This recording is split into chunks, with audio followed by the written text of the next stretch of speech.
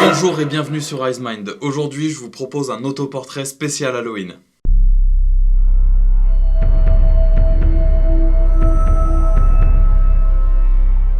Alors pour ce portrait, ça va être très simple, ça va être un setup d'éclairage particulier avec une ambiance un petit peu horreur. Et à la base, j'avais un modèle, mais malheureusement, il n'a pas pu venir puisque je suis en train de tourner cette vidéo, il est actuellement 13h et il pleut. Donc je l'ai un peu dans le... Voilà, je vais préparer ce shoot donc en autoportrait. Donc dans un premier temps, je vais vous mettre un petit timelapse de la séance et ensuite on passera ensemble sur Lightroom, voire peut-être Photoshop.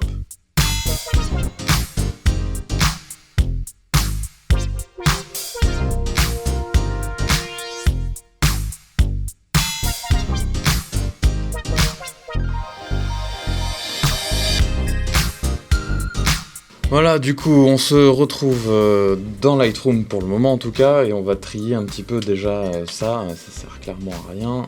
Alors, un petit conseil déjà, sur Lightroom, quand vous effacez comme ça, supprimez mais effacez pas du disque. J'ai eu des misclics un petit peu gênants. Bon, après, c'est une photo où c'est noir.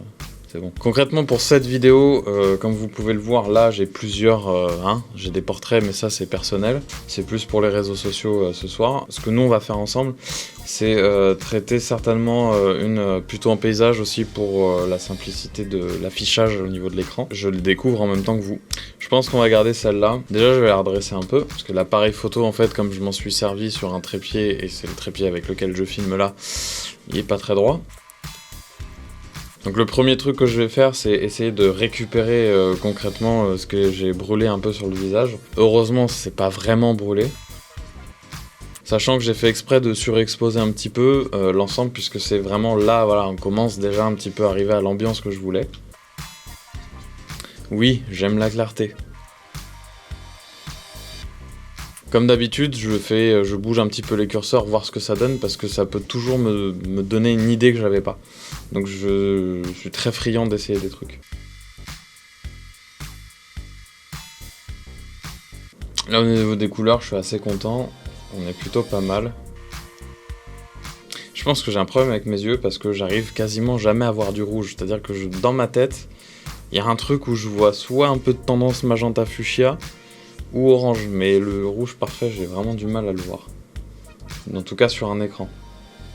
J'ai du mal à déterminer là pour, vous voyez, je sais pas chez vous si c'est, après c'est peut-être mon écran qui est à chier. Mais là je pense qu'on est pas mal. Et le truc que j'oublie toujours de faire en premier. Petite info, j'ai préparé ce shoot avec le 18-35-1.8. Et là, le vignettage, je pense qu'il est un peu de mise. J'aime bien aussi le très grand angle, donc aller creuser un peu dedans, moi ça me plaît. Toujours, je pense, en tout cas, c'est pas une méthode, mais c'est un goût. Moi, je préfère clairement toujours, dans le cas comme maintenant où je mets du vignettage, toujours pousser les hautes lumières, parce que je pense, en tout cas, j'ai la sensation en termes de réalisme, que les hautes lumières passent toujours le vignettage généralement. Voilà, donc moi j'aime bien quand même aller le chercher, et plutôt arrondir aussi comme ça, puisque concrètement mon sujet, donc moi, là en tout cas sur la photo, est au milieu, donc je préfère aller le chercher comme ça. Donc là c'est plutôt pas mal, dans l'ensemble j'aime bien. Le seul truc qui me manque à mon avis, ça va être d'aller chercher un petit peu plus de détails, puisque après je vais rajouter du grain qui va casser ce détail. Je veux vraiment donner un truc un peu à l'ancienne. Je sais pas si je vais y arriver, mais on va voir.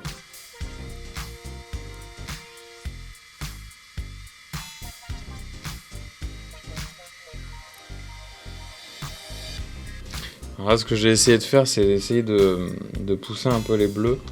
Je pense que pour ça, il faudrait que je joue avec la température de couleur. Et ouais, c'est le cas. Du coup, j'ai un autre problème, c'est qu'on voit bien... Voilà, la teinte, en tout cas là sur mon écran est bonne, puisque à ce niveau-là, je commençais à avoir du magenta. Donc je pense que là, on est un peu mieux. Moi, ça me plaît beaucoup, en tout cas. Donc c'est plutôt pas mal. Ça donne toujours son petit effet d'aller chercher un peu, de déboucher les noirs, n'est-ce pas? Alors, Ensuite, on rajoute du grain parce que c'est quand même assez sympa. Surtout sur ce type de photo. En tout cas, moi, après, encore une fois, hein, c'est mon avis. Vous voyez, là, on n'a plus du tout de netteté. Voilà, concrètement, c'est ça que je cherche aussi un petit peu à faire. L'idée, c'est que je vais voir comment le réaliser le mieux possible. Parce que ce qui est toujours problématique dans les retouches, c'est d'avoir un bon équilibre. Et il est bien possible, comme je vous l'ai dit précédemment, qu'on passe sur Photoshop. Parce que là, ça me plaît, mais pas vraiment. Bon allez, on va faire ça, on va passer sur Photoshop tout de suite. La photo est bien comme elle est là actuellement. Je vais enlever les courbes, je vais la laisser comme ça, et tout de suite, on va l'exporter en TIFF. Et oui, comme vous le voyez, petit preset en double net. Alors, du coup, on va pas faire un export en double net. On va utiliser ça. Et du coup, voilà, hop, le petit. Donc voilà, on arrive sur Photoshop. Je préfère tout de suite préciser un petit détail. Comme vous le voyez en bas, il y a un dégradé complètement affreux et dégueulasse. En fait, c'est la compression du zoom qui fait ça. Parce que là, dès qu'on passe, voilà, il n'y a plus rien. Il n'y a plus de problème. Donc là, on est pas mal. On va reprendre tout de suite là où j'en étais tout à l'heure, c'est-à-dire de chercher un petit peu ce côté grain. Alors, ce que j'aime bien faire aussi, c'est d'aller chercher des textures. Alors, il y en a qui sont assez cool. Je tape texture sur Google Images. Après, je mets un filtre pour les tailles. Et là, je trouve des trucs quand même plutôt sympas, plutôt bien stylés. Ça faut taper, voilà, film, old film. Il y a plein de trucs. Il y a plein de trucs qui sont capables de sortir. Super. Alors ce qu'il faut faire, c'est forcément les faire coller au bord. Soit vous gardez le ratio, soit comme moi, des fois, vous vous en foutez. Et l'idée à partir de là, c'est de commencer à toucher au mode de fusion. Donc généralement, c'est les incrustations est pas mal, mais un peu fort. Lumière tamisée aussi. Il y a superposition qui marche très bien, à condition de venir ici et de le vraiment, voilà, de le traiter avec grande gentillesse. Je fais un petit break, j'ai complètement pataugé dans la smoule, j'ai voulu trop en faire et ça a donné un truc vraiment à chier. Du coup, je zappe ce passage et on passe à la suite. Et bien concrètement, des fois il y a des choses qui marchent pas. Donc hop, hop, voilà. Donc celle-là par contre me plaît beaucoup, je reviens pas dessus. Elle est vraiment classe, elle me fait un effet un peu comme je l'espérais. Ensuite, vous avez la texture, on va dire un truc un petit peu basique. Je vais regarder, donc eux ils en ont pas. Vous avez les scratchs. Les scratchs c'est super pour donner un effet très vieux à votre photo ou projet. Parce que ça marche très bien aussi en infographie concrètement. Donc je vais aller chercher ça. Voilà. Et surtout sur un thème Halloween, l'effet gratté au mur, c'est quand même sympa. Le petit truc aussi que je vous conseille sur Google Images, pensez toujours à chercher des textures quasi au minimum aussi grandes que votre photo, parce que sinon vous allez pixeliser votre texture, ça va être dégueulasse. Donc là j'en ai trouvé une assez sympa, pareil je la mets dans le dossier, et aussi, je l'ai pas dit tout à l'heure, mais le fait de le mettre dans le dossier, vous l'avez toujours. Si jamais par inadvertance, si vous voulez, c'est des méthodes de travail pour pas galérer en fait. C'est des petites astuces comme ça qu'on trouve au fur et à mesure du temps.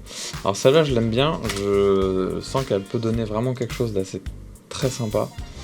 Ouais, j'aime beaucoup, clairement. Et là, ce que j'ai fait tout à l'heure avec le masque d'écrêtage et le niveau, là ça peut fonctionner, vous voyez.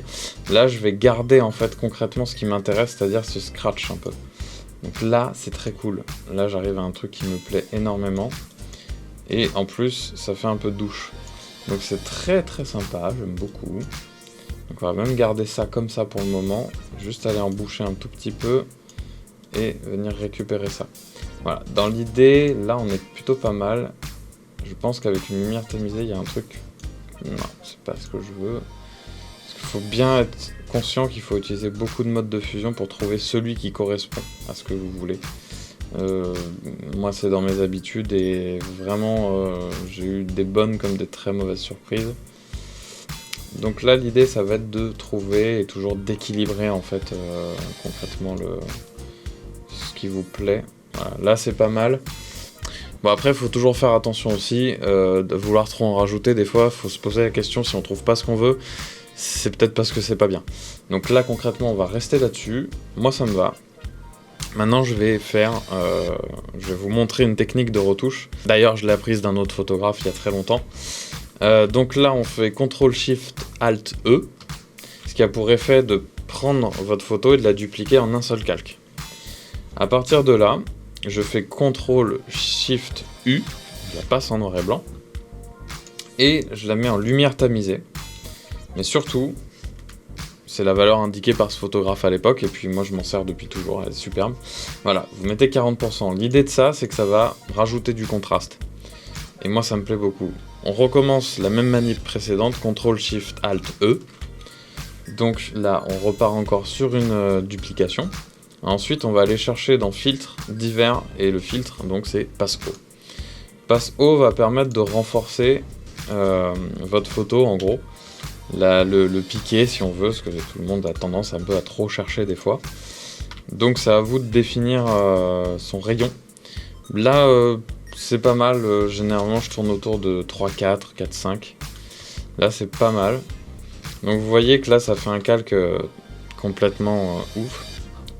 Et je garde pas la photo comme ça. Hein. Là c'est pareil, on repart sur une lumière tamisée.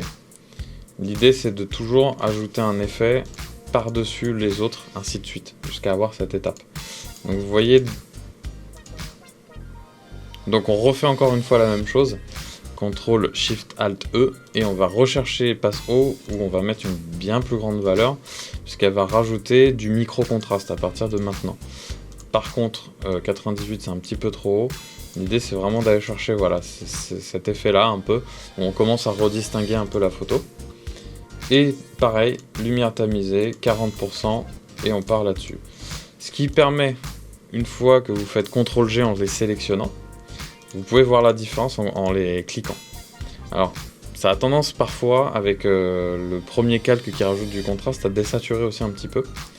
Donc là, je vais vous montrer avec un pourcentage précis qui correspond au tiers la différence. Vous voyez, voilà, ça a tendance un petit peu à contraster. Ça recontraste aussi, bien évidemment, tout ce qui est en dessous, donc les textures que vous avez rajoutées.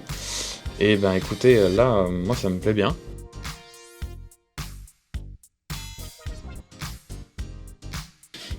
Donc voilà, c'était super de faire cette vidéo, en tout cas pour Halloween. Ça a été un sacré challenge puisque j'ai commencé vers les coups de 13h et que j'ai posté cette vidéo normalement autour de 17-18h, je sais pas encore parce que le montage n'est pas fait. Donc j'espère qu'elle vous a plu, n'hésitez pas à mettre un pouce bleu, vous abonner et mettre la cloche. Merci à tous d'avoir regardé cette vidéo et à bientôt.